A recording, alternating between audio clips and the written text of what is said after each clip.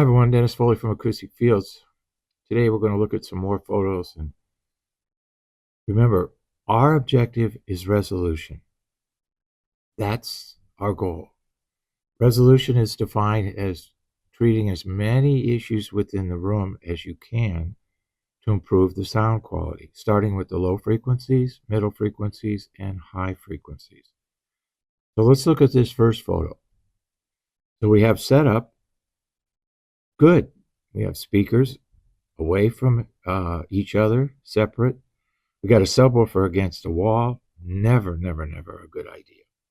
Listen, the goal with low frequency energy is to get it to fit within the room. We don't want to put too much. We don't want to put too little. We want to put just the right balance. And the balance is achieved by room dimensions and the proper amount of low frequency treatment in the room. So placing a low frequency generating device next to a wall is never, never a good idea. It's quantity over quality. So that's problem one here. Speakers are good distance apart. Equipment low. Of course, have those video screens in the middle. Never a good idea. If you're listening to two-channel and not watching the screen, put a piece of foam over it. Put a towel over it. Anything to minimize the impact of reflections off of a hard surface area. I can't really tell in this photo how close the speakers are to the walls. Looks like we have some kind of treatment, maybe. I can't tell from the photos on the front wall on each side of the screen. Maybe a couple inch thick building insulation panels. We have a tube amplifier with flowers around it. I don't really understand how that contributes to sound quality, but it's neither here nor there in terms of things. I don't know why we have to see pictures of all the connects and stuff. Oh boy. It's almost like people are more focused on the micro than they are the macro. Yes, I know it takes a lot of quality components connected together to produce, the sound quality that you want. But it's much more important to deal with the problems of the room than it is to have gear. I can take a $5,000 system and put it in a good room that's treated correctly. It'll sound like $50,000. Take a $50,000 system, put it in a bad room, and it'll sound like $5,000. That's just the way it goes. All right. So let's quit focusing on the gear so much. All right. Finally settled on. Let's see what we got here. Oh no. More speakers in the corner. Everything between the speakers that shouldn't be. At least we have space from the speakers to the listening position. I can't understand these setups ever. They just go against everything we know that's a factor in fighting for resolution. I just don't get it half the time. It just doesn't make any sense to me. We know how to get resolution and we see these setups. It's just crazy. All right, what do we got here? Speakers freestanding, separated, subwoofer in the middle. Okay, but that's fine. Retractable screen, wonderful. I like those because they get out of the way. I don't understand the front wall. I guess it's just a bunch of Alvin covers. Won't do much acoustically for the room. Equipment low, good. Subwoofer in the middle, that may or may not be the best place for it. Depends on the dimensions of the room.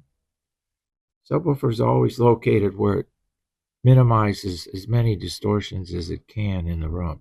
That's a complicated process, but we can help you with that. Room treatment obviously makes it a lot easier.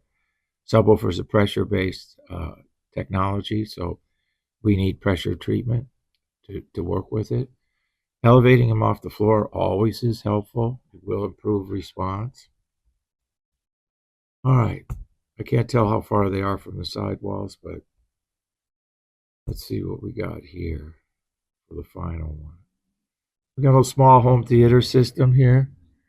All right. So we got a console in the middle. Speakers, once again, the right channel close to a wall, and a left channel looks like that has no wall or a wall that's much farther away.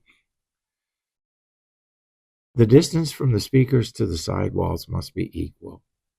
I mean, when we build our rooms from the ground up, we make sure even the density of the wall is the same.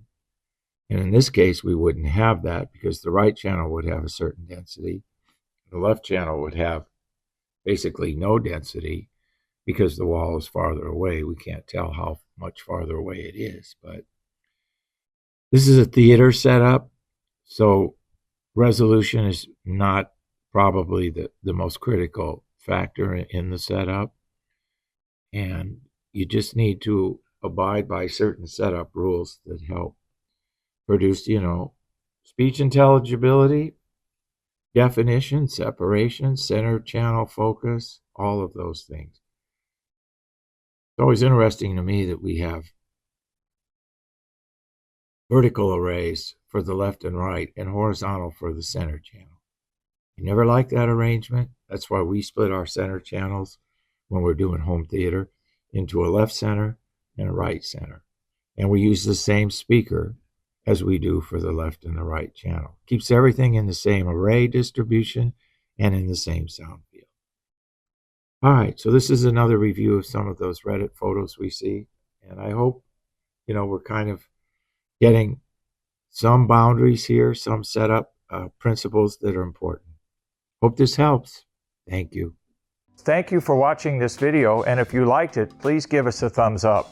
We also have a newsletter that you can subscribe to, so please do that because we offer special price discounts to only those on our newsletter. And then don't forget about our forum. We have started a forum on our own website where people ask questions, and I usually get a chance every couple of days to look at it. There's an interchange between people on the forum, and we'll give you real answers on a regular basis, so that'll help you. Thank you.